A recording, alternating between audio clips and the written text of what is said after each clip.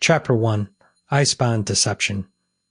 The wind howls through the jagged peaks of Jotunheim, a voice of the gods themselves, whispering secrets to those who dare listen.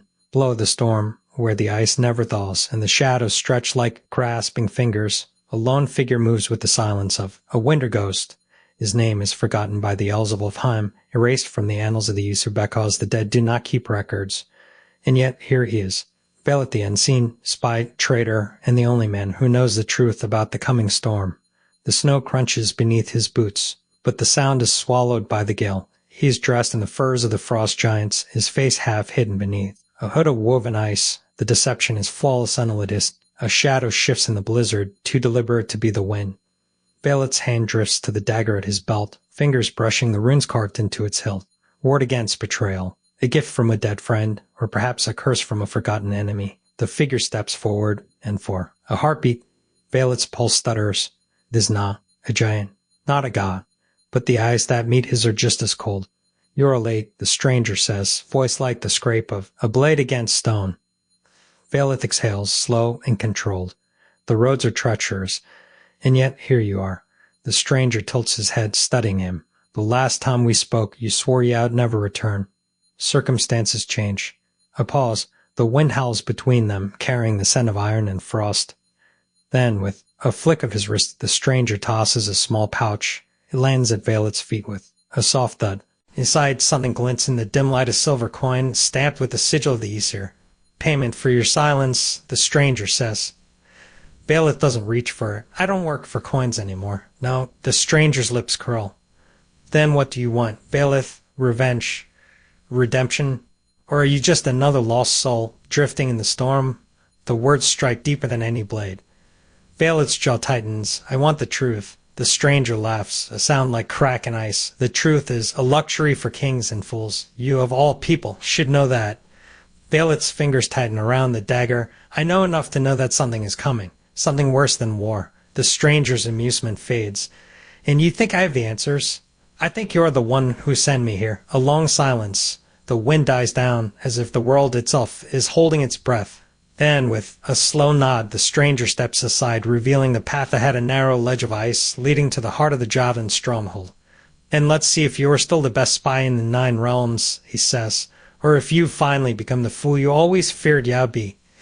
Velith doesn't answer. He steps forward, the ice groaning beneath his weight. The stronghold looms ahead, its towers carved from the bones of ancient giants, its gates forged in the fires of Muspelheim. Beyond them, the truth waits, and with it, the end of everything. But first, he must survive the deception. The gates creak open, revealing a courtyard of frost and shadow. Giants move like specters in the gloom, their voices deep as thunder, their eyes sharp as winter's bite. Velith keeps his head down, his breath steady. He is one of them now.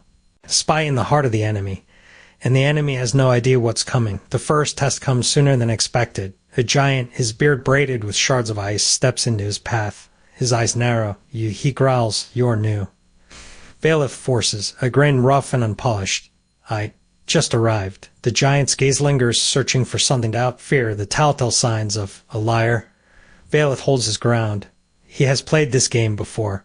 He knows how to win. Then, with a grunt, the giant nods. "Good. We need more men for the hunt." "The hunt?" Velith repeats, careful to keep his voice neutral. The giant's grin is sharp as a blade. "Aesir scum. They've been seen near the borders, and we don't take kindly to trespassers." Velith's pulse quickens. The Aesir, his people, the very ones he has been sent to betray. But he has no choice. He nods. "They'll join the hunt." The giant claps him on the back, hard enough to rattle his bones. "Good. The king will be pleased." As the giant strides away, Velith exhales, slow and controlled. He has made it inside. He has passed the first test.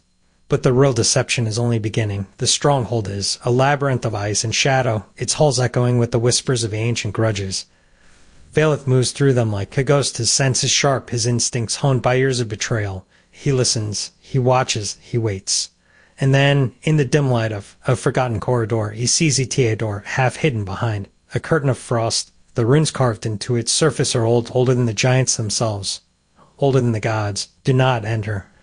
Velith's fingers brush the dagger at his belt. He knows the risks. He knows the cost.